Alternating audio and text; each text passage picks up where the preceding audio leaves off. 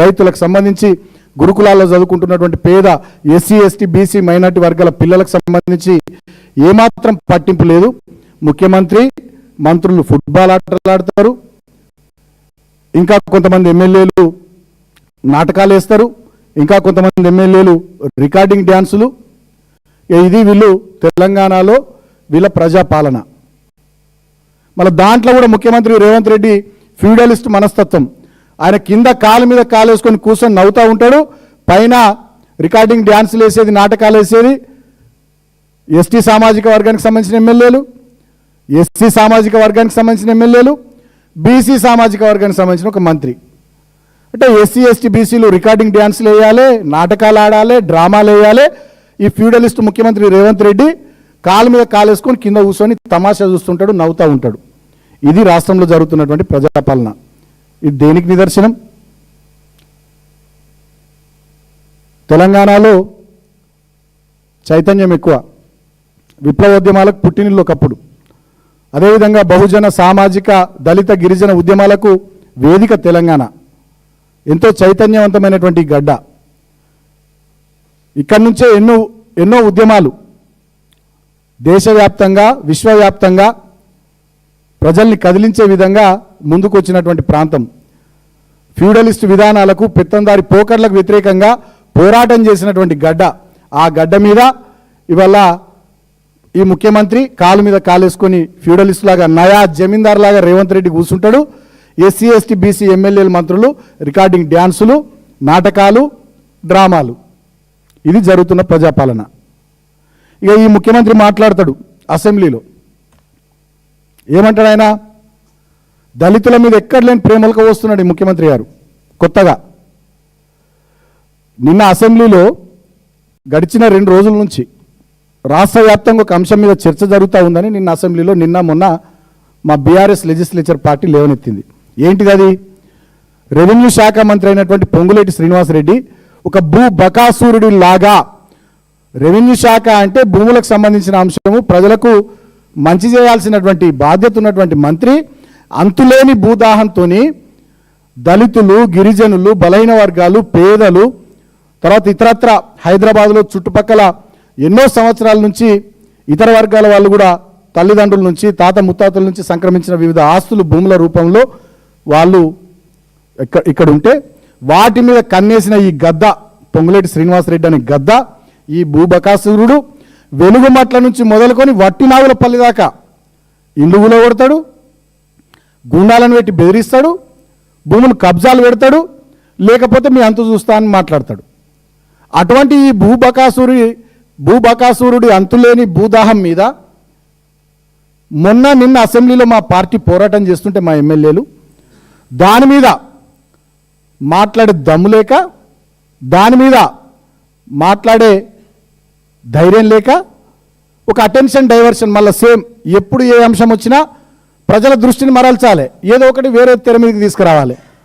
గతంలో కాళేశ్వరం కమిషన్ అని, విద్యుత్ కమిషన్ అని, ఫార్ములా ఈ కేసు అని, ఫోన్ ట్యాపింగ్ మీద సిట్ అని, ఎట్లయితే వివిధ అంశాలు చర్చకు వచ్చినప్పుడు ప్రజల దృష్టిని మరల్చిర్రో ఈ అంతులేని భూబకాసురుడి భూదాహం మీద, ఈయన అక్రమ మైనింగ్ మీద 2-3 రోజులుగా అసెంబ్లీ అట్టుడికితే దాని నుండి ప్రజల దృష్టిని మరల్చడానికి మా ఎమ్మెల్యే కౌశిక్ రెడ్డి దళితులనేదో అన్నాడని, కడియం శ్రీహరిని ఏదో అన్నాడని ఒక కాలు మీద ముఖ్యమంత్రి లేచిపోతాడు.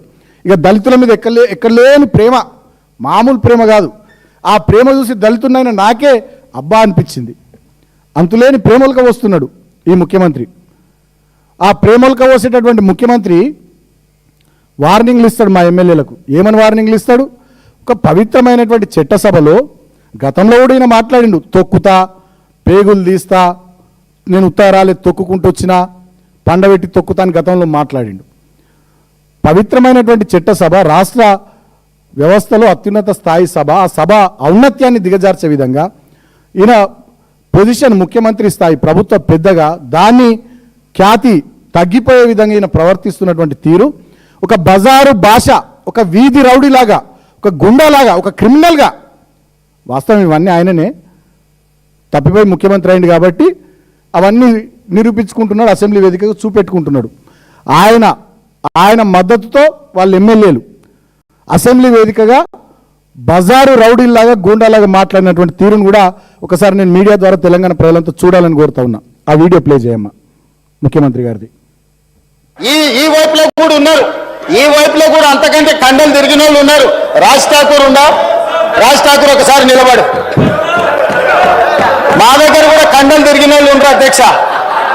తిరిగేసి ఆన్నే బోర్లేసి కొట్టనికి ఒక్కటేసారి తిరిగేసి కొట్టనికి ఉన్నారు అధ్యక్ష. చెప్తాను మీరు గౌరవ్ ఖడేశ్వర్ గారి మీద ఇట్లా కత్తుల కోడాడతాం బిడ్డ కబర్తారు. ఏమనుకుంటున్నావు మా పరికత్తులు లేసేనుకో నీ గడికి ఏమైనా కడతామని చెప్తున్నాను. తప్పకుండా మా సిబిసిఐడి ఎంకే ద్వారా మిమ్మల్ని బొక్కవేసి తప్పకుండా ఈరోజు తొక్కుతాం. ఈ సభలు చేస్తాం. ధన్యవాదాలు. ఒక ఆయన కత్తులతోని కోలాటం ఆడతాం మీ ఇళ్ళ మీదకి వచ్చాను ఒక ఆయన అంటాడు. అంటే ముఖ్యమంత్రి మద్దతు, ముఖ్యమంత్రి మిమ్మల్ని పండబెట్టి తొక్కేస్తాం, కండల వీరుడు మా అనుకున్నాడు, మిమ్మల్ని ఇక్కడనే తొక్కుతాం అసెంబ్లీలో ముఖ్యమంత్రి మాట్లాడతాడు. ఆయన మద్దతుతో ఒక ఎమ్మెల్యేనేమో మీ ఇళ్ళ మీదకి వచ్చి కత్తులతో దాడి చేస్తామని ఒక ఆయన మాట్లాడతాడు. ఇంకొక ఎమ్మెల్యేనేమో మిమ్మల్ని పండబెట్టి తొక్కుతాం అసెంబ్లీలో ఇంకో ఎమ్మెల్యే మాట్లాడతాడు. నేను అడుగుతా ఉన్న రాష్ట్ర ప్రజలు మీకు ఓట్లేసింది మమ్మల్ని పండబెట్టి తొక్కేతందుక, మా ఇండ్ల మీదకి వచ్చి కత్తులతో దాడులు చేస్తందుక, మీరు కండలు బాగా పెంచుకొని అసెంబ్లీలో మా వాళ్ళని గుద్దేతందుక? అది అసెంబ్లీ అనుకుంటున్నారా, ఏదన్నా మల్ల యుద్ధం జరిగేటటువంటి కుస్తీ పోటీల ఏరియా అనుకుంటున్నారా? దాని విలువ తెలుసా మీకు అసలు అసెంబ్లీ విలువ? ఈ దేశంలో ఎన్నో లక్షల కోట్ల మంది ప్రజల ఆశీర్వాదంతో, ప్రజల ఓట్లతోని, దీవెనతోని ఆ పవిత్రమైన చట్టసభలో అడుగు పెట్టాలని కోరుకుంటారు. మీకేదో కోతి కొబ్బరి చిప్ప దొరికినట్టు మీరు ఇంత ఎమ్మెల్యేలు కాగానే, ముఖ్యమంత్రి మంత్రులు కాగానే ఆవిడలేదు మీరు పండబెట్టి తొక్కుతాం కత్తులతో ఇళ్ళ మీదకి వస్తామంటే అది ఏం భాష, ఏం మాట్లాడుతున్నారు, ఎటు పోతుంది? ఇదే ముఖ్యమంత్రి గారు ఎక్కడ లేని ప్రేమలకు వస్తూ ఉన్నారు. దళితులను ఇట్లా అన్నాడు, కౌశిక్ రెడ్డి అట్లా అన్నాడు. ఏమన్నా కౌశిక్ రెడ్డి రికార్డు ఏమన్నట్టు బయట పెట్టి నేను అడుగుతున్నా. కడియం శ్రీహరిని కానీ మిగతా దళిత మీ కాంగ్రెస్ ఎమ్మెల్యేలను కానీ మా కౌశిక్ రెడ్డి అసెంబ్లీలో ఉన్నట్టు వీడియో బయట పెట్టు. I'm demanding. ఏమన్నాడు బయట పెట్టు వీడియో. పొంగులేటి శ్రీనివాసరెడ్డిని కాపాడడానికి, పొంగులేటి శ్రీనివాసరెడ్డి భూ దోపిడీలో నీకు వాటా ఉంది, నీ తమ్ముళ్ళకు అన్నదమ్ములకు నీ కుటుంబానికి వాటా ఉంది కాబట్టి దాని మీద నుంచి ప్రజల దృష్టిని మరల్చడానికి మా కౌశిక్ రెడ్డి భుజాల మీద తుపాకీ పెట్టి నువ్వు కాలుస్తున్నావు అని రాష్ట్ర ప్రజలకు తెలియదా? కౌశిక్ రెడ్డి ఏ దళిత ఎమ్మెల్యేని తిట్టిండు, వీడియో బయట పెట్టు. మేము వద్దంటున్నామా? అసెంబ్లీలో బయట పెట్టు, రికార్డు ఉంటుంది కదా, లైవే కదా. కడియం శ్రీ గారిని ఏమన్నాడు బయట పెట్టు, వేముల వీరేశంని ఏమన్నాడు బయట పెట్టు, ఇంకేమైనా దళిత ఎమ్మెల్యేని ఏమన్నాడు బయట పెట్టు. ఇప్పుడు నేను బయట పెడతాను ఈ వీడియో. నువ్వు గతంలో కడియం శ్రీ గారిని ఏమన్నావో, నువ్వు గతంలో వేముల వీరేశంని ఏమన్నావో, దళిత నాయకులను ఎట్లా తిట్టినావో, దళిత నాయకులు అంటే నీకెంత చులకర భావం ఉంటుందో, నీ పెత్తందారి నయా జమీందార్ విధానంతో అణువణువులో నీ లోపల జీర్ణించుకుపోయిన దళిత వ్యతిరేక వైఖరితో నువ్వు మాట్లాడినటువంటి వీడియోలు ఇప్పుడు నేను చూపిస్తా. కడియం శ్రీ గారిని ఏమన్నావు గతంలో, వేముల వీరేశం ఏమన్నావు, ఒకసారి ఆ వీడియో ప్లే చేయి. ముఖ్యమంత్రి గారు గతంలో తిట్టినాయి. వేముల వీరేశాన్ని బట్టలిప్పదీసి నడి బజార్లో కొడితే,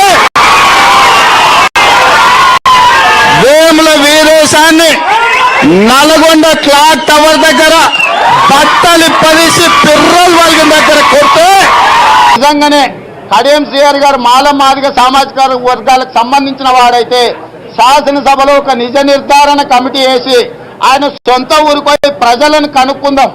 ఇంతకు ఈయన ఏ కులం వాడు, ఏ సామాజిక వర్గం వాడు, ఈరోజు ఏ సామాజిక వర్గంలో రిజర్వేషన్లు అనుభవిస్తున్నాడో ఆయన సొంత ఊరికి శాసనసభ నుంచి అన్ని పార్టీల నుంచి నిజ నిర్ధారణ కమిటీ వేసి, నిజ నిర్ధారణ కమిటీ ముందల విచారణ జరిగి ఆయన శీలాన్ని ఆయన నిరూపించుకోవాల్సిన అవసరం ఉన్నది.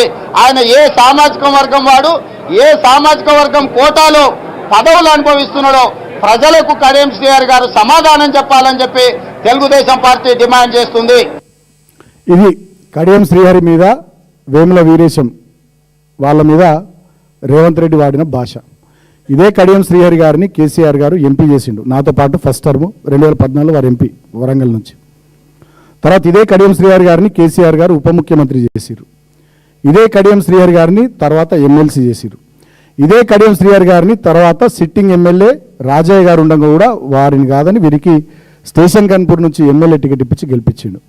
ఇదే కడియం శ్రీహరి గారి కూతురు కావ్యకు కూడా ఎంపీ టికెట్ ఇవ్వడానికి కేసీఆర్ గారు సిద్ధమైనారు. ఇది కడియం శ్రీహరిని మేము చూసుకున్న తీరు. ఇదే వేముల వీరేశం గారిని మొట్టమొదటిసారి చట్టసభకు పంపింది కేసీఆర్ గారు. ఇది కేసీఆర్ గారికి, ఈ పార్టీకి వాళ్ళ మీద ఉన్నటువంటి నిబద్ధత, ప్రేమ. నీకున్నదేంది? గిది నీ భూత పురాణం. ఆ నాయకుల పట్ల నీ చిత్తశుద్ధి, నీ వైఖరి. ఇవాళ నీ సీటు కాపాడుకోవడానికి దళితుల మీద, దళిత ఎమ్మెల్యేల మీద, దళిత మంత్రుల మీద వల్లమాలిన ప్రేమలుగా వస్తున్నావు, మాట్లాడుతూ అంటున్నావు. కేసీఆర్ ఏం చేసిండు దళితులకని? ఏం చేయలేడా కేసీఆర్? ఎంత తక్కువ చేసిండు దళితులకు? నేను అడుగుతా ఉన్నా, నేను దళిత బిడ్డను కదా, మాకు తెలియదా? 125 అడుగుల బాబాసాహెబ్ అంబేద్కర్ విగ్రహం హైదరాబాద్ నడి బొడ్డున పెట్టిండు. ప్రపంచంలో ఎక్కడ లేదంత ఎత్తైన విగ్రహం. That is KCR.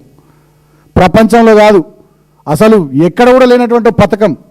భారతదేశంలో స్వాతంత్రం వచ్చిన నాటి నుండి ఇవాల్టి వరకు, నెహ్రూ గారి నుంచి మొదలుకొని మోడీ గారి వరకు ఏ నాయకుడికి రాని ఆలోచన కేసీఆర్ గారు చేసి, దళితులు ఆర్థికంగా ఎదుగుతనే, let's fight caste with capital అనేటటువంటి స్లోగన్తో దళితులు ఆర్థికంగా ఎదుగుతూనే వాళ్ళ సమస్యలు పరిష్కారం అవుతాయి. ఈ దేశంలో ఏ వర్గానికైనా కేవలం పేదరికం అనే ఒక సమస్య ఉంటుంది తప్ప, దళిత వర్గానికే ఇటు పేదరికం అటు అంటరానితనం అనే సామాజిక రుగ్మత, ఈ రెండు సమస్యలతో ఈ జాతి బాధపడుతుంది. కాబట్టి ఈ జాతి బాగుపడాలంటే let's fight caste with capital అనే ఆలోచనతో 10 లక్షల దళిత బంధు పథకం తీసుకొచ్చిండు. ఇదే హుజరాబాద్ కదా పైలట్ నియోజకవర్గంగా పెట్టి 40,000 కుటుంబాలకు దళిత బంధుని ఇచ్చింది. ఆ మిగిలిపోయిన కుటుంబాలకు దళిత బంధుని ఇవ్వాలని కొట్లాడింది కదా మా కౌశిక్ రెడ్డి. కేవలం హుజరాబాదే కాదు, రాష్ట్రం అంతా దళిత బంధు ఇవ్వాలని కొట్లాడింది కదా మా కౌశిక్ రెడ్డి. అసెంబ్లీలో కూడా మాట్లాడింది కదా. ఇవాళ అటువంటి వ్యక్తిని పట్టుకొని ఆయన భుజాల మీద తుపాకులు పెట్టి నువ్వు కాల్చాలని చూస్తున్నావు. ఏమన్నారు మీరు ఆనాడు? కేసీఆర్ దళితులకు 10 లక్షలు ఇస్తున్నారు, మేము 12 లక్షలు ఇస్తామన్నావు. ఏ కుటుంబానికి ఇచ్చినావో లిస్టు రిలీజ్ చేయి. కేసీఆర్ గారు ఆనాడు అంబేద్కర్ ఓవర్సీస్ స్కాలర్షిప్ కింద 20 లక్షలు ఇచ్చిండు విదేశాల్లో చదువుకునే బిడ్డలకు. 300 కోట్లు బకాయిలు ఉన్నాయి, పిల్లలు మొత్తుకుంటున్నారు, అవి రిలీజ్ చేయి.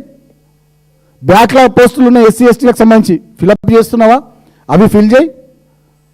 దళిత వర్గాలకు ఇందిరమ్మ ఇండ్లు ఇస్తున్నావు, సొంతంగా ప్రభుత్వ భూములు ఇచ్చి ఇల్లు కట్టిస్తున్నావు. ఎక్కడిని కట్టించినావో శ్వేతపత్రం విడుదల చేయి, అసెంబ్లీ నడుస్తుంది కదా. ఎస్సీ ఎస్టీ డిక్లరేషన్లు ఎన్నో మాటలు చెప్పారు చేవెళ్లలో, మీరు చెప్తే నమ్మరని చెప్పి మల్లికార్జున ఖర్గే గారిని పట్టుకొచ్చి దళిత వర్గాలకు సంబంధించి చెప్పించారు. ఒక్కటని అమలు చేసినావా? దమ్ముంటే అవి అమలు చేయి. దళితుల మీద ప్రేమ ఉంటే. ఆ కేసీఆర్ గారు ఇయ్యలేరు, మేము 4 మంత్రులు ఇచ్చాం. ఎందుకని 4 మంత్రులు? నీ 4 మంత్రులు 4 గీసుకోవడానికి కూడా వనికిరారు. మీకు ఓట్లేసింది 4 మంత్రుల కోసమా? దళిత వర్గాలు 20% ఉన్న దళిత వర్గాలు 4 మంత్రి పదవులు ఇస్తారని ఓట్లేలే. ప్రతి దళిత కుటుంబానికి 12 లక్షలు ఇస్తామంటే ఓటేసిర్రు. ప్రతి దళిత కుటుంబానికి 5-6 లక్షల రూపాయలు ఇచ్చి ఇందిరమ్మ ఇల్లు కట్టిస్తా, ప్రభుత్వ భూమి ఇచ్చంటే ఓటేసిర్రు. బ్యాక్లాగ్ పోస్టులు భర్తీ చేస్తామంటే ఓటేసిర్రు. దళిత పిల్లలు బయట చదువుకుంటున్న వాళ్ళకి 20 లక్షలు కాదు 25 లక్షలు ఇస్తామంటే ఓటేసిర్రు. గాదిడ్స పెట్టి రిజర్వేషన్లు పెంచుతాం, అసెంబ్లీలో తీర్మానం చేసి కేంద్రం మీద ఒత్తిడి తీసుకొచ్చి దళితుల రిజర్వేషన్లు పెంచుతామంటే ఓటేసిర్రు. గాదిడ్స పెట్టి మేము 4 మంత్రులు ఇచ్చిన 3 మంత్రులు ఇచ్చి ఏం చెప్తారు మీ దళిత మంత్రులు? నేను అడుగుతున్నా. ఒక దళిత మంత్రి మొత్తం కమిషన్ లేనా తెలియదా రాష్ట్ర ప్రజలకు? ఇంకో దళిత మంత్రి మొత్తం వ్యాపారాలు చూసుకున్నాడు, ఆయన V6 ఛానల్ వెలుగు పేపర్ చూసుకున్నాడు. ఆయన ఇంకో దళిత మంత్రి ఇంకో కథ. వాళ్ళేమన్నా ఒక దళిత కుటుంబానికి 12 లక్షలు ఇప్పించారా వాళ్ళ నియోజకవర్గంలో?